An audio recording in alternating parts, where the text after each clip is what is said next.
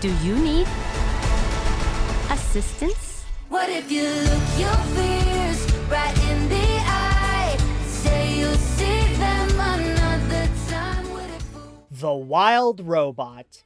It is honestly a relief to see that DreamWorks Animation is not giving up on releasing new IPs in theaters. After the failure of Ruby Gillman Teenage Kraken the year prior, it felt like the studio was rethinking their business strategy and tried to adapt to this franchise-centric era of mainstream cinema. And while subpar sequels like Trolls Band Together and Kung Fu Panda 4 got their time to shine on the big screen, they threw out one of their original pictures, Orion in the Dark, as a Netflix exclusive. Which is a shame because I really enjoyed that film. It seriously deserves a second chance. But thankfully, this is not their permanent solution, and DreamWorks is proving that they're still willing to take some creative risks, such as taking Peter Brown's novel that takes itself more seriously than the kind of films that the studio generally makes, and turn it into their next movie. Then again, when looking at the feature itself, I can see why the studio is giving this the special treatment, especially when this is written and directed by animation legend Chris Sanders. And if he and the team at DreamWorks can create something breathtaking like the How to Train Your Dragon trilogy, then I hope that the same emotional impact can also be found with the robot and her gang of woodland creatures. Now, just to let you know that I'll be coming in completely fresh. I've never read the novel myself, and at most, I've only heard about some of the basics of the book. This is pretty much to say that this will be my first experience with The Wild Robot, and that this review will be from the perspective of a newcomer to this story. So now that Roz has unintentionally been shipped to the animal-populated island, will I be wildly in love with this movie? Or was the robot already broken by the time she got to the island? Let's find out. The story. Let's begin by discussing about the movie's message, because there's a lot more to it than just providing the moral of the story. Sometimes, to survive, we must become more than we were programmed to be. What this means is that living your life requires to disrupt the status quo. To break the rules placed either by establishments or instincts in order to exceed expectations and unleash a greater version of yourself that has always been inside you. It's a good message in itself to add an extra inspirational element to provide an example of how we can become better than who we are now. That, and it's part of the movie's driving force that presents the growth of the main characters, supplying some of the heart that guides them to their unexpected purpose. Rather it be to become a mother to a lonely gosling, or proving that their short stature doesn't hold them back from flying high. Ready? I guess I have to be.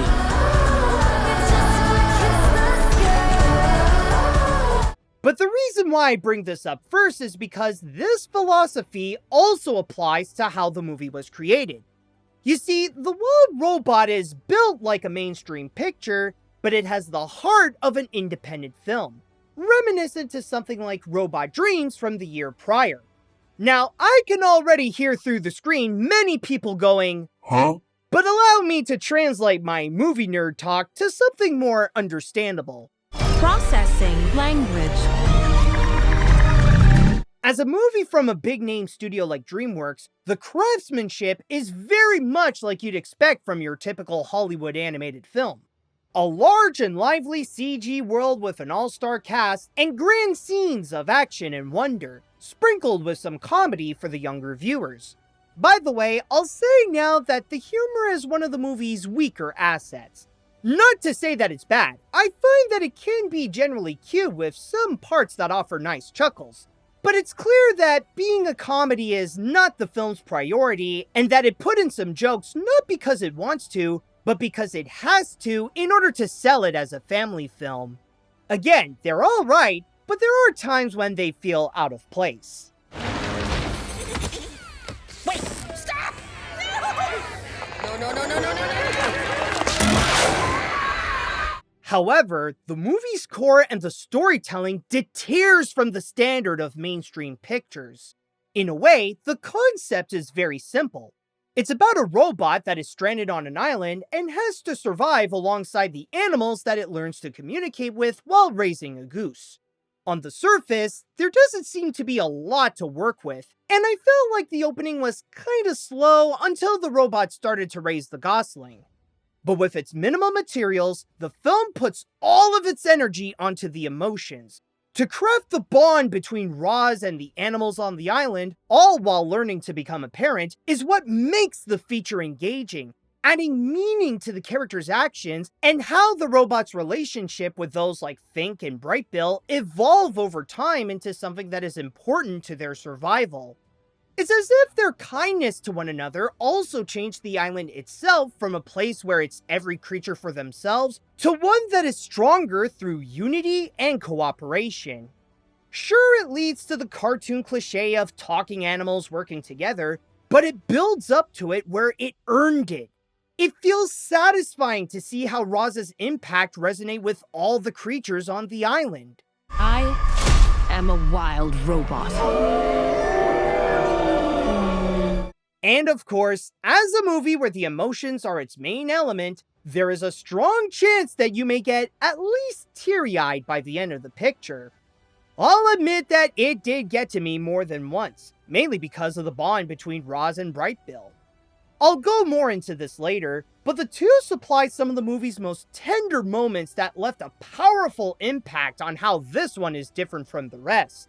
Don't let the fact that this is a DreamWorks movie fool you. As much as it may look like a mainstream film, it's actually something that's far more different. It's not really about offering big action or big laughs, it's about showing the heart that it has in order to deliver an unforgettable experience. The animation. Speaking of looking like a mainstream film, the animation is a bittersweet element of the movie. The Wild Robot is going to be the last animated feature that will be produced fully in-house at DreamWorks Animation, as the movies following it will have its visuals be outsourced to places like Sony Pictures Imageworks for financial reasons. But if this is the studio's last film where they made the animation all by themselves, then they ended off with quite a bang. As you could see, the overall design is a little different than your typical computer animated feature. It's as if it took the style of Puss in Boots: The Last Wish and gave it a more subtle approach to achieve that painted effect, but not have it be as either bold or obvious about it like it wants to show off its style to its audience. It's very much like an impressionist painting coming to life, especially when the movie is mainly set in a forest that is on this lost island. At the most, it makes the colors pop out with a richer palette to have it be more pleasing to look at and easier to navigate our eyes on where the focus should be.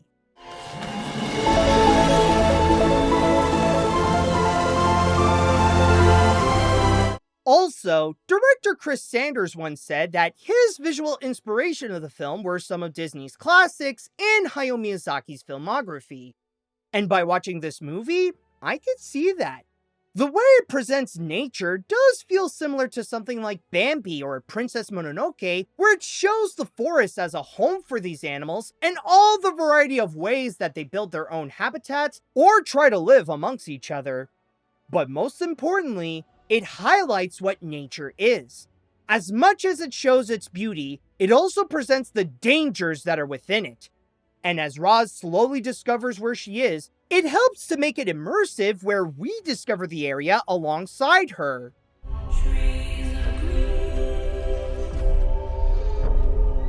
But as much as the natural elements look lovely, Roz herself can also be very impressive with her visuals in her own way.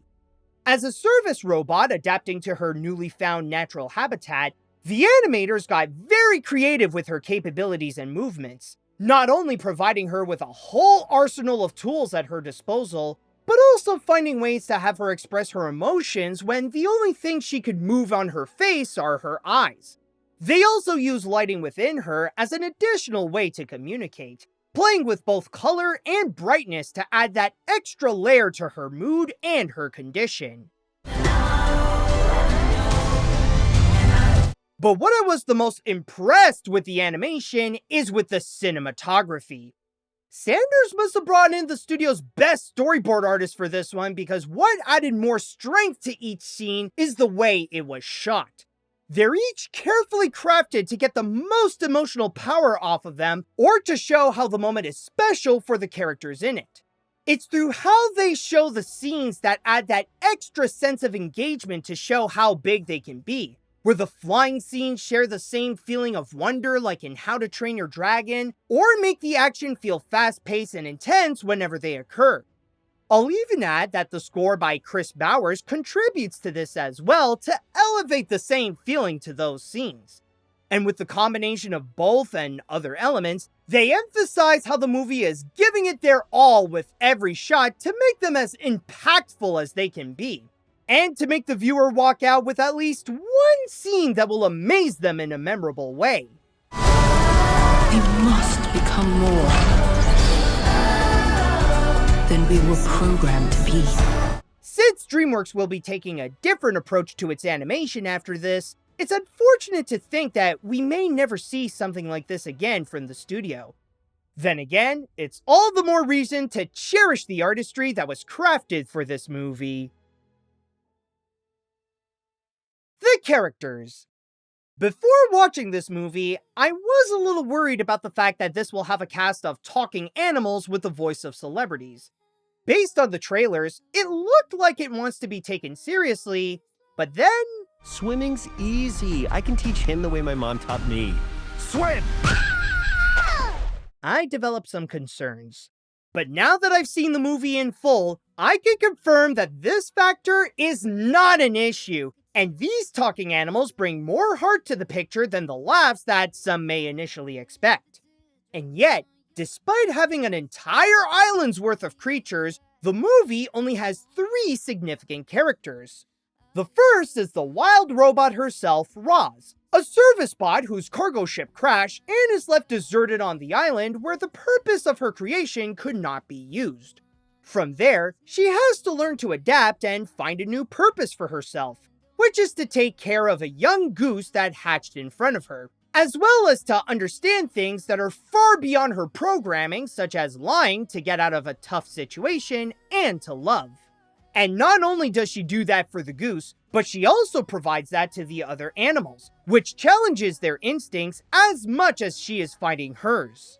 You are defective. I feel fine. You should not feel anything at all.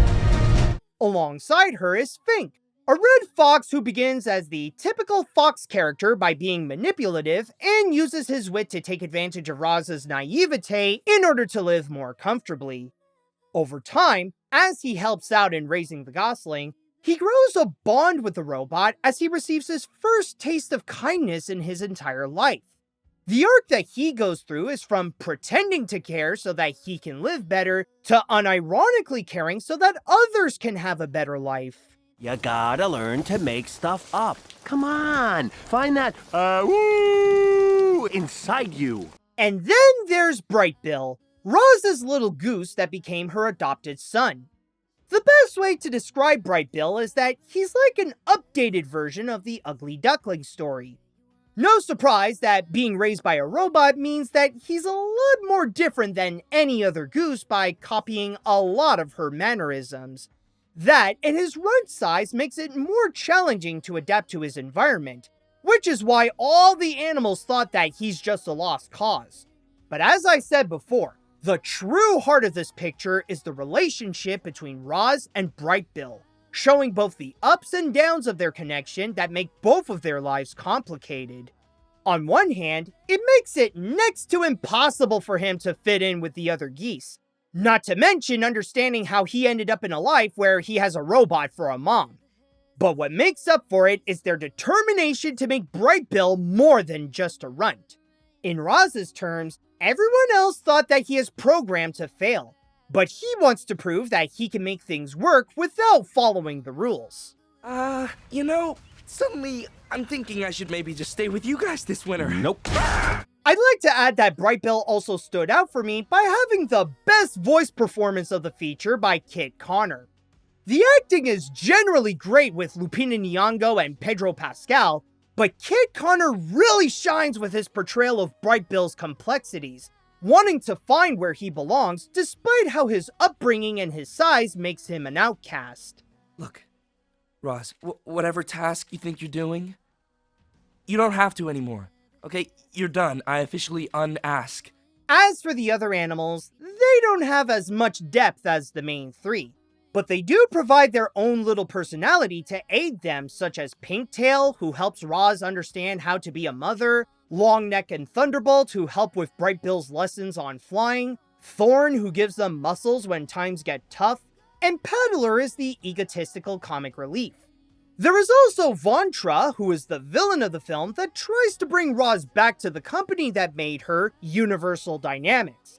However, as intimidating as she may be, she only shows up by the third act, providing little time for her to make a significant impact. Despite my cheery demeanor, I am unfeeling, inflexible, and morally neutral. Some could argue that all the development and emotional value were given to just those three characters. And yet, they're so well made that the three are all this movie needs to be emotionally strong. Their arcs are engaging, they provide a lot of heart, their voice acting is great, and the love they provide is what fuels the core of this movie. It may be a cast of a robot and some animals being animals, but this is what happens when you give them a soul.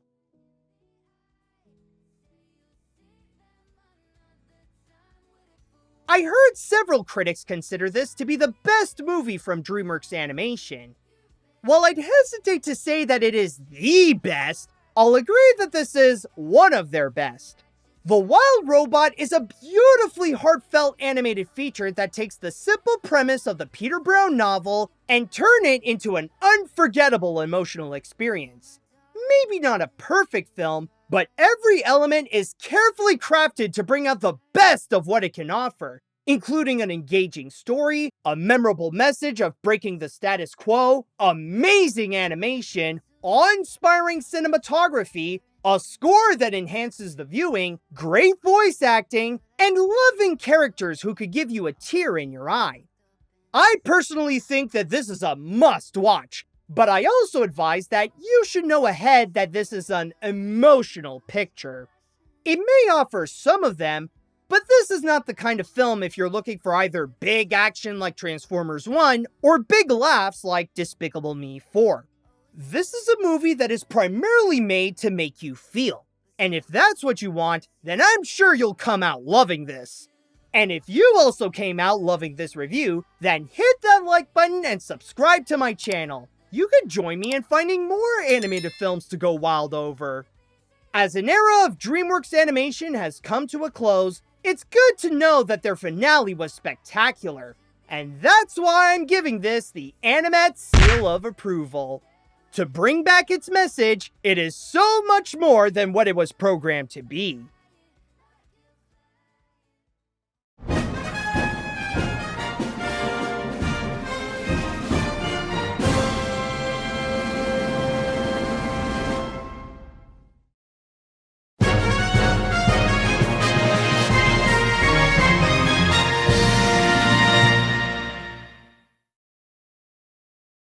You are ordered to return home. I am already home, and I am a wild robot.